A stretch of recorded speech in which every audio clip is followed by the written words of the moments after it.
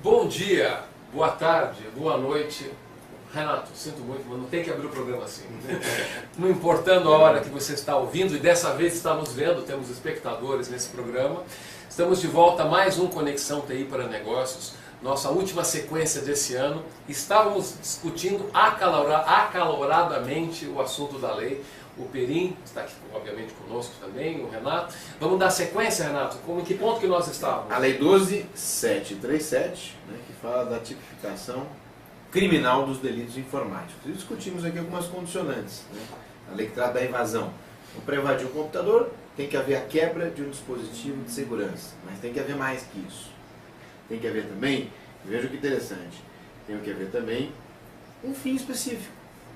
Tem que invadir um dispositivo informático, quebrar o dispositivo de segurança com o fim de obter, adulterar ou destruir dado ou informação. E aqui vem a pergunta para o Xandó. Xandó, quando eu invado um sistema, automaticamente eu não obtenho um dado ou uma informação? De imediato, com certeza a senha do fulano, que de alguma maneira você quebrou ou você passou por trás da senha do fulano. E a quebra do sistema de segurança é intrínseca, né? Quando você entra, você não está conversando através de bits e bytes, você não está trocando pacotes? Está trocando, opa, claro que sim. E essa troca de pacotes, um pacote de bits não são dados? Então, aí, pois é, mas aí acho que é uma discussão, o que a lei enxerga como dado? É a foto do fulano, no caso da Dickman? O problema é que a lei não enxerga. Nós é que temos que definir. Então, o dado é o mero tráfego de informação, algo que fluiu do computador do fulano, já é um dado? Para mim é. Se algo veio do computador dele sem que eu tivesse a permissão para isso, eu já estou obtendo alguma coisa. Imagina, voltando àquele exemplo, de vez em quando eu sempre volto para esse exemplo, que os dados são um encanamento hidráulico. Se eu vou lá do lado da casa do Perim, faço um buraco no chão e começo a tirar a água que vai para a casa dele, não importa, eu estou tirando alguma coisa que é dele, não é? Só não serve dessa maneira. Perim, existe uma diferenciação entre dado e informação, efetivamente? Isso é uma pergunta que eu ia fazer para você. Para mim? Bom, porque dado, na verdade, na minha concepção, o que tem dado e informação para mim são a mesma coisa. O que eu acho que você vai ter de diferença é o conhecimento. Eu tenho uma complementação. Quando você conectar dados, você passa a ter conhecimento, você passa a ter alguma coisa além. Se você der, eu peguei do computador do Xandó, zeros e uns, são dados. Mas eles servem para alguma coisa? Provavelmente não. Agora, se eu juntar esses dados e descobrir a senha dele com esses dados, daí eu estou obtendo conhecimento. Deixa eu dar uma outra visão. É bem isso, mas eu acho que um exemplo que talvez ajude a entender melhor. Se eu instalar um radar aqui na Avenida Paulista, um sensor de movimentos. Se a cada pessoa que passar a pé pela calçada e registrar passou um, você tem lá um monte de coisas dizendo pessoa passou em tal hora. Isso é um monte de dados. O que é informação? É eu analisar esses dados e chegar à conclusão de que passa aqui na esquina da Jean de Lima com Paulista 60 pessoas por minuto, passam 90. Sim. Ou tem um horário que não passa. Isso já é informação, é a decorrência da obtenção dos dados. Eu lembro da definição clássica, da nossa época, jovem, que nós falávamos processamento de dados. Para obter informação. A faculdade era processamento de dados. O dado processado ele era uma informação. Então a doutrina separa um pouquinho o dado puro, abstrato, da informação que decorre do processamento de dados. Então, e qual que é o diferencial disso numa legislação? Pois é. Então o dado, eu acho que a gente tem que partir para a interpretação técnica, que a gente está fazendo aqui. Então o dado seria algo mais abstrato, que não tem tanto valor, mas a lei entende que ele deve ser protegido. Mais atômico, mais atômico. E a informação, que tem mais valor, mas que tem a mesma proteção de dados. O legislador aqui me parece que o grande objetivo foi realmente proteger perímetro. Não perímetros identificáveis, mas perímetros imaginários. Agora, o que você acha, Renato, do trabalho do legislador? O que você detecta nessa lei como benefícios, como o que realmente a gente pode extrair daí e o que deveria ter sido escrito ou feito de uma forma diferente? Se nós fizermos um comparativo com outras leis, eu diria que o Brasil, claro, tivemos já essa parte do atraso, mas a lei poderia ter sido um pouquinho mais didática, um pouquinho mais enxuta, inclusive. A minha maior crítica ao dispositivo, ao primeiro primeira conduta, que é a conduta de evasão, é a pena que é muito baixa. Então, se alguém invade, se houver condições de se demonstrar que foi aquela pessoa, que houve violação do dispositivo, que houve evasão de um dispositivo informático, mediante quebra de um mecanismo de segurança, e com esse fim de obter essa informação, claro que a gente depende do dolo, mas pode ser até automático, isso pode estar inerente, né, à vontade de acessar, se todas essas condições forem preenchidas, a pena é máxima de 1 ano. Ninguém vai preso. Então, isso pode, e essa é a minha crítica, isso pode, por tabela, estimular a prática do crime ao invés de desestimular. E aí, qual é a consequência prática? O pagamento de uma cesta básica, eventualmente uma prestação de serviço à comunidade. Mas uma invasão hoje é um ato muito grave. Mas esse fruto dessa muito invasão decorreu um dano monetário? Aí nós vamos passar para as causas de aumento. E o dano independe da questão penal. Né? Se a pessoa teve um prejuízo mensurável, ela vai poder processar quem causou esse prejuízo. A questão é saber se a pessoa que está sendo processada, eventualmente condenada, vai ter dinheiro para pagar. Esse é o grande ponto. O direito existe, o efeito prático é que se questiona. Mas, Xandó, para a gente encerrar já esse longo segundo bloco, nós estamos só no artigo 154A, no caput. Nós temos 3 causas de aumento para discutir na sequência. Acho que a gente vai ter tema para muito programa de férias aí. A gente gravar. Eu queria acrescentar um negócio antes de vocês encerrarem. Peraí. Nessa discussão da lei, né, a gente tem hoje um evento muito importante no Brasil, que é a questão do julgamento do mensalão, que trouxe à tona e trouxe a sociedade para uma discussão de coisas que eram assim tidas como fora da realidade. Né? Supremo Tribunal Federal virou uma coisa de conversa de boteco. Né? Outro dia eu sondei assim, um faxineiro de uma empresa que eu fui visitar, e o cara estava me dizendo a importância do Joaquim Barbosa. Então, se o Joaquim Barbosa hoje se candidatasse a presidente da República, provavelmente ele ia ser um grande rival para o Lula, né? Se vier aí realmente a se candidatar novamente. O que eu acho é que a legislação se tornou um assunto muito mais importante do que nunca. Né? Será que as pessoas estão preparadas? Né? Esse é um dos temas recorrentes da gente aqui.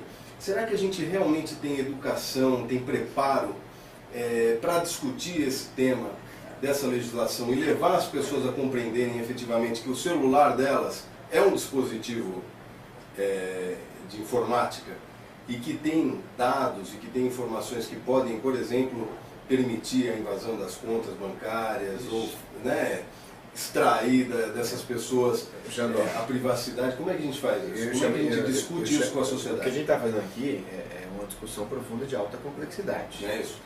Mas nós temos uma tarefa aqui na nossa discussão, que é tentar melhorar, levar para a sociedade uma percepção mais simples, mais fácil. Quando a gente vai a fundo em algo especial, que é a legislação para crimes informáticos, dentro da tecnologia, isso por si só já é complicado. Então a resposta que eu daria para você é que acho que a maioria das pessoas não está preparada. E nós mesmos, quando discutimos alguns assuntos, não temos o conhecimento que poderíamos ter, né? Mas gostaríamos de ter.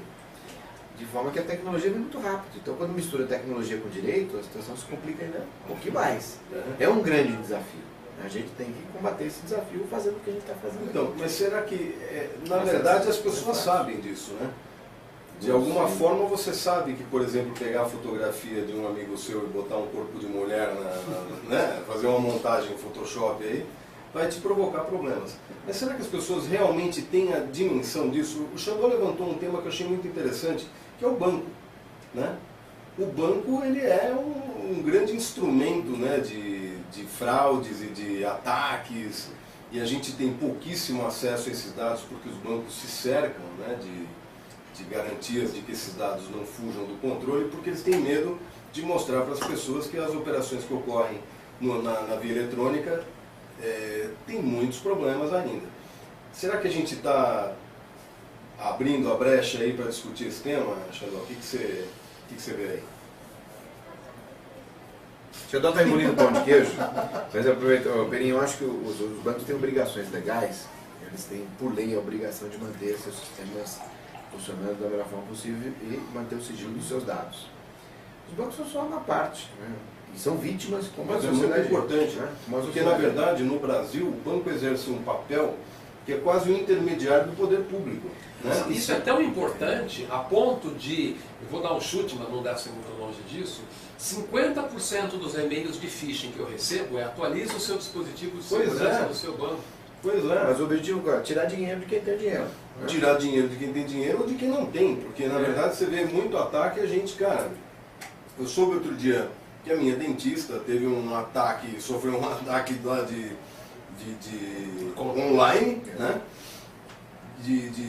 O banco disse que ela devia 8 mil reais, alguma coisa desse tipo, que para ela era uma fortuna, né?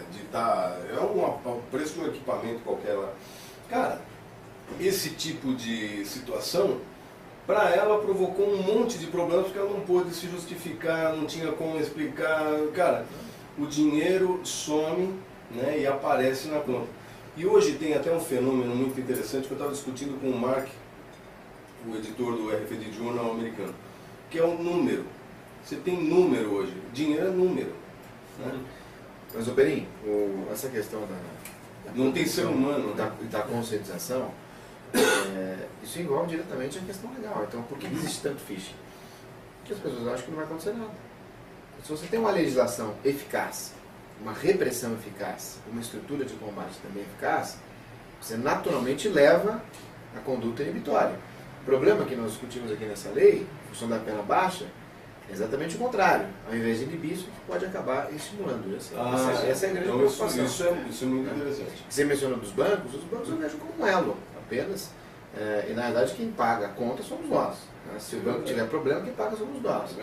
Se os bancos fazem ou propõem ações para melhorar a segurança, seja no mundo jurídico, seja do ponto de vista técnico, na prática, os grandes beneficiados seríamos nós, a sociedade, e claro que também os bancos, mas por tabela, a sociedade. Nós dependemos deles e eles dependem de nós. O ponto aqui é melhorar a estrutura do Estado e trazer segurança. Você, Xandó? Pois é, eu fico um pouco impressionado com esse posicionamento do Renato, e eu dou razão, né, para você, Renato. Eu acho que esse abrandamento da pena é uma coisa delicada, porque se até então não existia uma lei que regulamentava, o cara que ia fazer um negócio, ele, puxa, eu não sei o que vai acontecer, não faço ideia. Então, isso por si só, a incerteza já gerava de uma certa maneira, né? Agora, o cara fala, se eu pegar, vou levar um ano, vou comprar umas cestas básicas e tal, eu acho isso complicado. E aí até vou te fazer uma pergunta para a gente encerrar esse bloco, Renato, que é o seguinte: ok, não tínhamos lei nenhuma, agora temos, já é alguma coisa, acho que é bom. Agora, como é que funciona para daqui para frente essa lei ser melhorada? Como é que é a dinâmica para ver? Porque provavelmente outras pessoas, deputados, senadores, advogados, vão sugerir uma série de coisas. Como que é essa dinâmica para que isso seja? Isso não vai parar aqui, porque nós vamos ter alteração do Código Penal inteiro e existem propostas específicas para mudar também essas condutas que, enfim, vieram agora em virtude dessa lei. Código Penal da gente de 1946, é isso? 1940. Né? 40. Então, provavelmente no segundo semestre do ano que vem, nós vamos rever, nós vamos ter uma nova discussão de novas propostas que vão ser discutidas no Congresso. E vamos no próximo bloco, Xandó, falar o seguinte: quem é o dono do dispositivo e o que é vulnerabilidade. Perfeito. Vamos lá. Até a próxima, gente. Esse assunto está dando muito pano para manga. Vamos lá, gente. Até mais. Até o próximo programa. Até mais, pessoal. Um abraço.